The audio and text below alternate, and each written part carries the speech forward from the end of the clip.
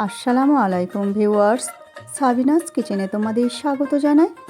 আজ আমি তোমাদের কাছে নিয়ে চলে এসেছি সর্ষে বাটা দিয়ে লাউয়ের খোসার রেসিপি।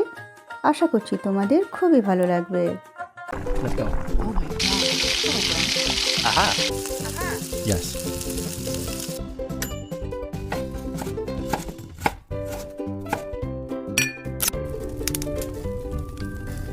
Wow. Thank you. আমি এখানে লাউয়ের খোসা মোটা করে কেটে রেখেছিলাম, তাকে আমি সরু সরু করে কেটে রেখেছি। আলু ও পেঁয়াজ সরু করে কেটে রেখেছি।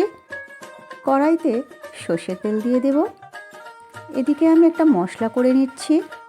2 চামচ সাদা সর্ষে, 2টো কাঁচা লঙ্কা দিয়ে পেস্ট বানিয়ে নেব অল্প করে পানি দিয়ে। কড়াই তেল গরম হলে তাতে একটা বড় সাইজের পেঁয়াজ, আলু সরু সরু করে কাটা ও লাউয়ের খোসা সরু সরু করে কাটা সব দিয়ে দিচ্ছি।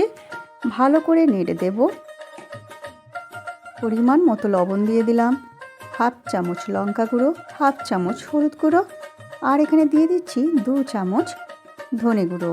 ঝালটা তোমাদের প্রয়োজন অনুযায়ী তোমরা দেবে।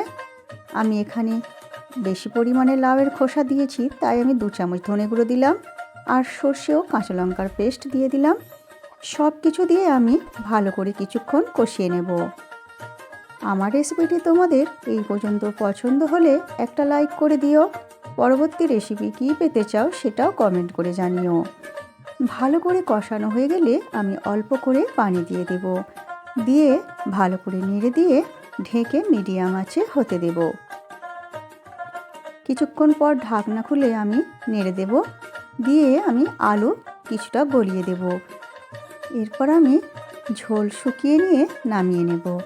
এরপর তোমরা গরম গরম ভাত রুটির সঙ্গে পরিবেশন করো।